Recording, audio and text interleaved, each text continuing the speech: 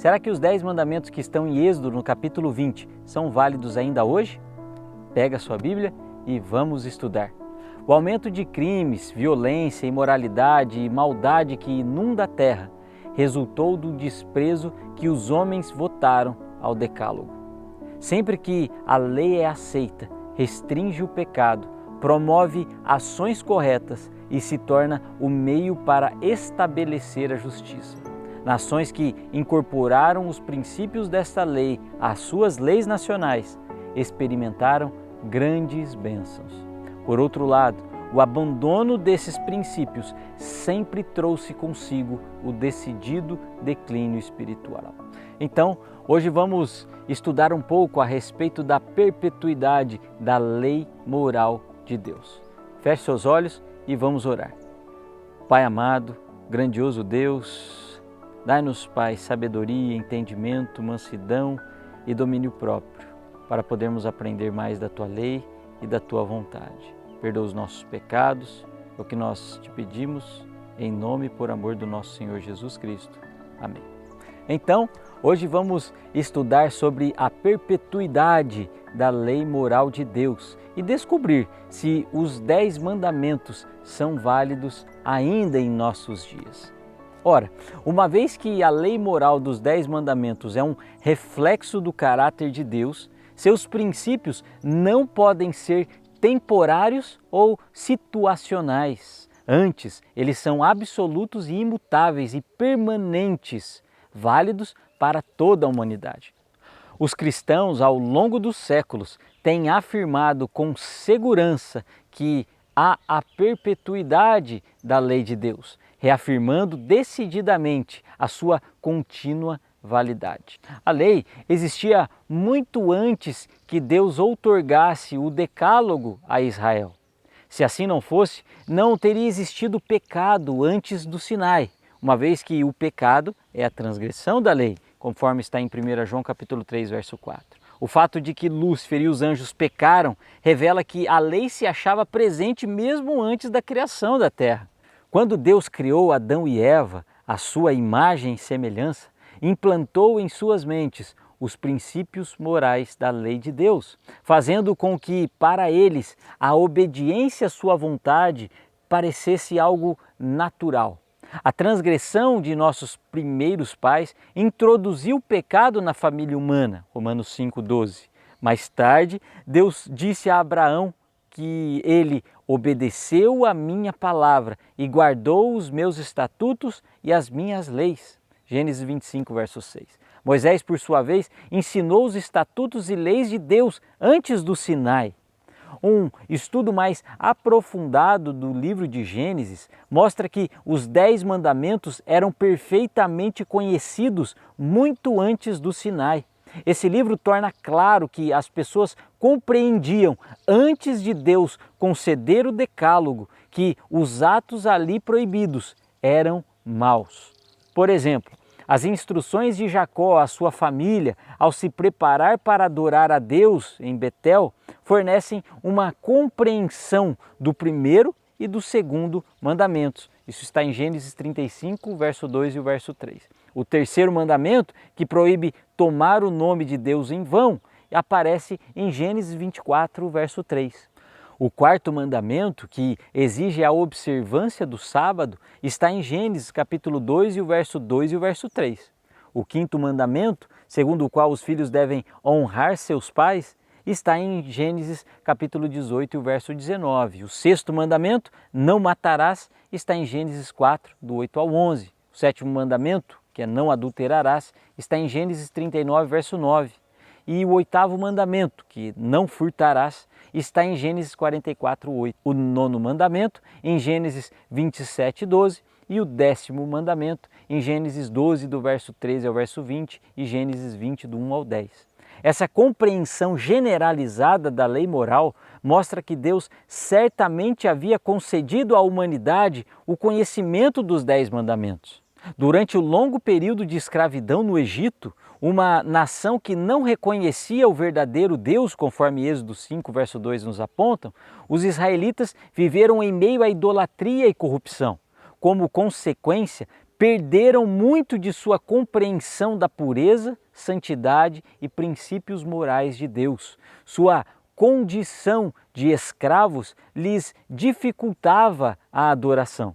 Em resposta ao seu desesperado clamor por libertação, Deus lhes fez recordar o conceito que estabelecera com Adão e determinou-se a livrar seu povo da fornalha de ferro, conforme está Deuteronômio no capítulo 4, verso 20, conduzindo-os a uma terra onde eles poderiam guardar os preceitos e observar as leis de Deus. Após a libertação do Egito, o Senhor os conduziu ao Monte Sinai, a fim de lhes dar a lei moral que representa o padrão de seu governo e as leis cerimoniais que haveriam de lhes ensinar a verdade da salvação por intermédio do sacrifício expiatório do Salvador.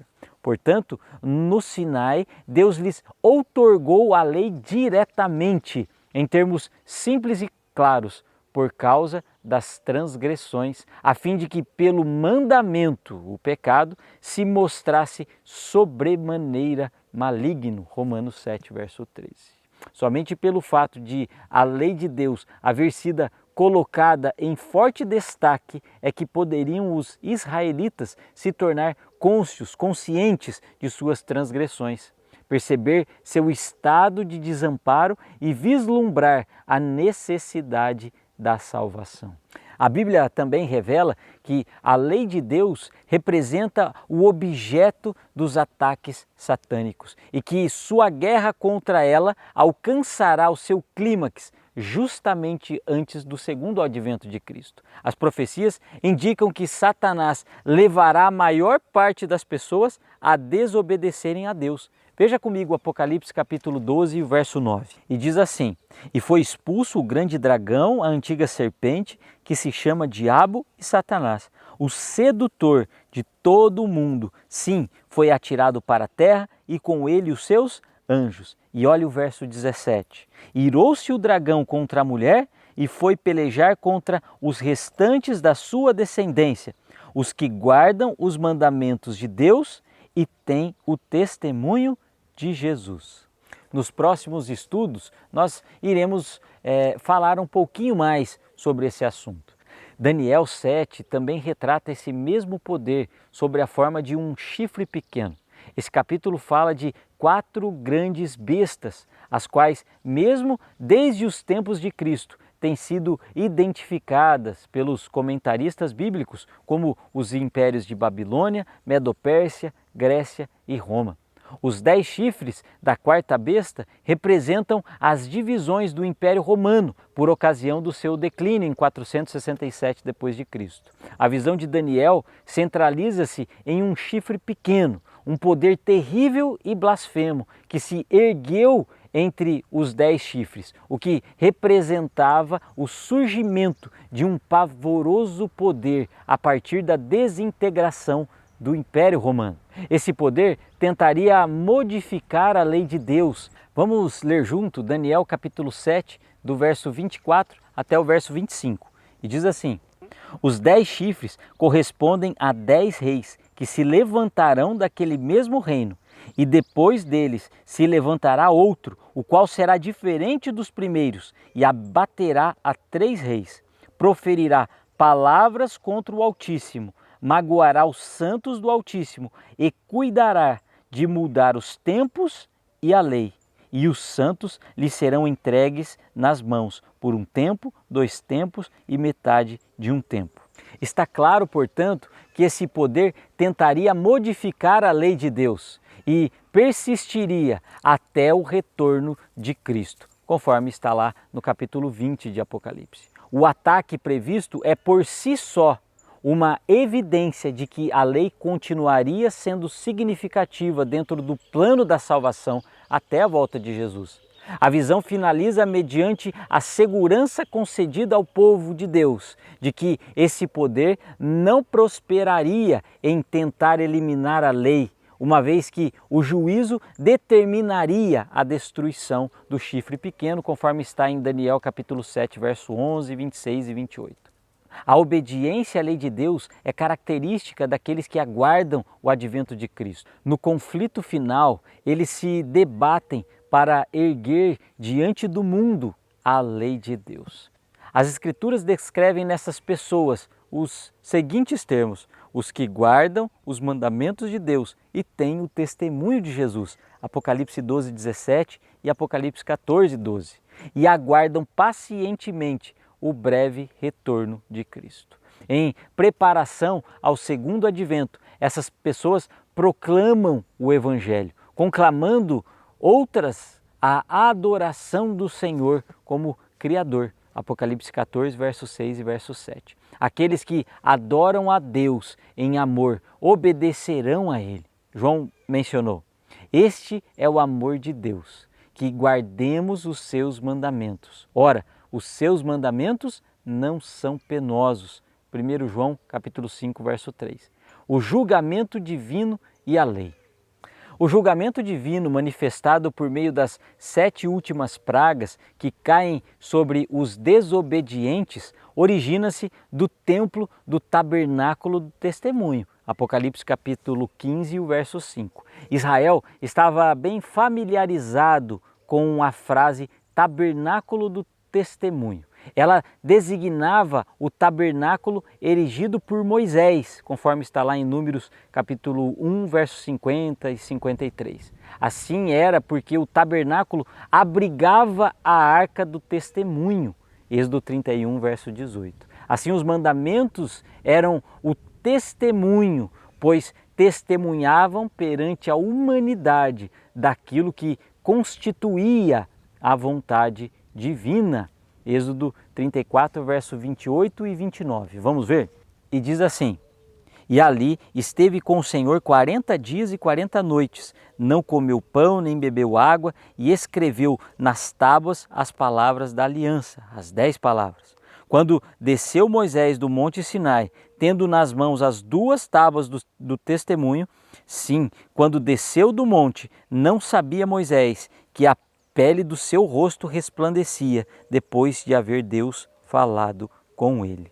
Mas Apocalipse capítulo 15, o verso 5, se refere ao santuário do tabernáculo do testemunho no céu. O tabernáculo de Moisés era apenas uma cópia do santuário celestial. O grande original da lei dos 10 mandamentos é conservado no santuário celestial.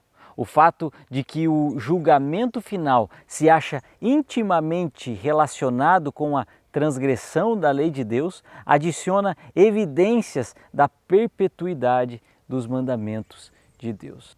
O livro de Apocalipse também retrata a abertura do templo celestial, o que faz com que apareça a arca da aliança, Apocalipse 11 e o verso 19.